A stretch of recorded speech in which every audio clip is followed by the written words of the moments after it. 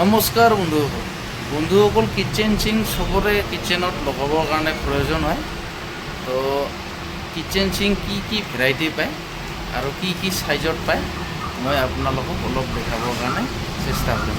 তো বলক ভিডিঅ'টো আৰম্ভ কৰোঁ। তো বন্ধুসকল এইটো ষ্টিল সিং কয় বা এছ সিং বুলিও ক'ব পাৰে, ষ্টেইনলেছ ষ্টিল সিং। তো এইটো সৰুটো হ'ল 16x18 সাইজৰ আৰু এইটো হ'ল 24x18 সাইজ। তো এইবিলাকৰ বহুত ভেৰাইটি সাইজত পাই যায়। 20x18 হ'ব, 21x18 হ'ব, 22x18 হ'ব বা 20x17 হ'ব, এনেকৈ বহুত সাইজত পাই যাব। আৰু এইটো হ'ল হেণ্ডমেড সিং বুলি কয়। এইটো এছ সিং আৰু এইটো হেণ্ডমেড সিং। আৰু এইটো হ'ল কোৱাৰ্টছ। এইটো কোৱাৰ্টছ সিং বুলি কয়। কোৱাৰ্টছ সিংটো এইটো গ্ৰেনাইট দি বনোৱা হয়। 80% ইয়াত গ্ৰেনাইট থাকে। তো এইবিলাক আপোনাৰ চাউণ্ডবিলাক কম হ'ব। বাচন বৰ্তনবিলাক ইয়াত চাউণ্ডলেছ বুলি ক'ব। এইটো মানে বেছি চাউণ্ড নহ'ব, এইটো চাউণ্ডলেছ হ'ব। তো কোৱাৰ্টছটো আপোনাৰ হেণ্ডমেড আৰু ষ্টিল সিঙৰ তুলনাত অলপ কষ্টলি হয়, কিন্তু ইয়াতে দেখাত লুকছটো বহুত ভাল হ'ব আৰু লগতে চাউণ্ডো নহ'ব।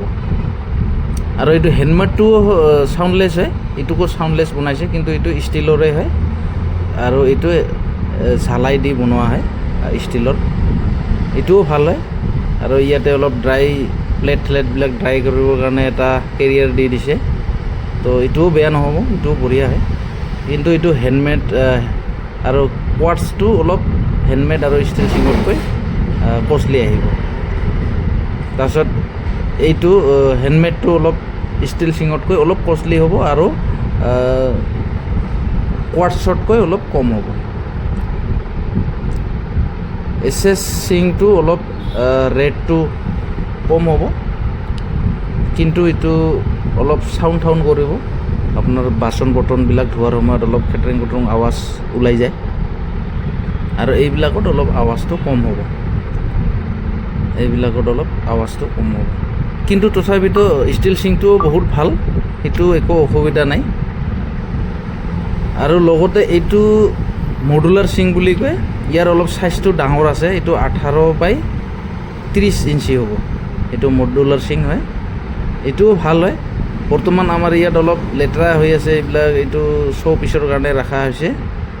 বহুত ধূল জমি আছে, কিন্তু বঢ়িয়া হয়। ইয়াতে বহুত এচেছৰিজ আছে। ইয়াত বহুত পানী ওলোৱাই 3 ধৰণৰ পানী ওলোৱা জেগা আছে, আৰু এচেছৰিজখিনি বহুত আছে। ইয়াতে বহুত ভেৰাইটি ইয়াতে এচেছৰিজ পাব। ইয়াতে কাটিবৰ কাৰণে কিবা চব্জি কাটাৰ কাৰণে এইটো প্লেট হ'ব, ইয়াতে কাটিব পাৰে। আৰু লগতে ইয়াৰ যিটো এইটো সিংটো এইটো ওলাই আহে, টানিলে এইটো ওলাই আহিব। ইয়াত চুইচো আছে, একদম বঢ়িয়া হয়। ইয়াত পানীটো অলপ প্ৰেছাৰত দিব পাৰে বা অলপ কম প্ৰেছাৰতো দিব পাৰে। চুইচবিলাকত এইটো আছে কেপাচিটি। তো বন্ধুসকল, এইটোও বহুত বঢ়িয়া হয়। আৰু এইবিলাক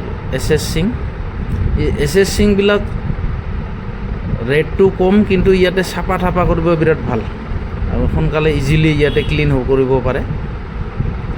একদম বঢ়িয়া। এইটো তলতটো হেণ্ডমেড হয়। এইটো ব্লেক কালাৰত আছে, ব্লেকতো পাই যাব, আৰু এটা গল্ডেন কালাৰতো আহে। আমাৰ লগত আৰু বহুত কিচেন সিং ৰখা আছে, কিন্তু মই আজি অলপ ভালদৰে আপোনালোকক দেখাব নোৱাৰিম, বহুত এইবিলাক সময় লাগে হেৰি কৰাত। তো বন্ধুসকল, ষ্টিল সিংবিলাক আপোনাৰ থিকনেছ 0.6 mm পৰা ষ্টাৰ্ট কৰি 1 mm লৈকে থাকে। আৰু কোৱাৰ্টছগিলাৰ অলপ এইবিলাক হেভি হয়। লগতে হেণ্ডমেডবিলাক 1 mm পৰা 3 mm লৈকে থাকে। তো আপোনাক যাক যেনেকৈ লাগে তেনেকৈ পাই যাব। আৰু হেণ্ডমেডত অলপ কালাৰিঙতো পাই যায়, বেলেগ কালাৰত। তো ষ্টিল সিঙতকৈ এইটো অলপ ভাল হ'ব। হেণ্ডমেডটো এইটো অলপ থিকনেছটো বেছি থাকে, আৰু লগতে ইয়াত ড্ৰাই কৰিবৰ কাৰণে সুবিধা থাকে তাতে। আৰু এইটো ষ্টিল সিঙো বেয়া নহয়, ষ্টিল সিঙো বহুত বঢ়িয়া হয়। ইয়াত আপোনাৰ ৰেটটোও কম হ'ব আৰু এইবিলাক কোৱাৰ্টছবিলাকত অলপ ৰেটগিলা বেছি হ'ব কিন্তু এইবিলাক হেভি হ'ব লুকছটোও ভাল হ'ব আৰু ইয়াতে চাং টাউনো নকৰিব তো যাক যেনেকৈ লাগে তেনেকৈ ল'ব পাৰে আপোনালোকে লাগিলে আহি যাব কনকলতা এণ্টাৰপ্ৰাইজ বঙাইগাঁও হাতীমুত্ৰা চিভিল হস্পিটেলৰ ওচৰত ইয়াতে বহুত ভেৰাইটি চিং কিচেন চিং পাই যাব আৰু লগতে একদম ৰিজনেবল প্ৰাইজত পাই যাব তো বন্ধুসকল আজিৰ ভিডিঅ'টো ইমানে ধন্যবাদ।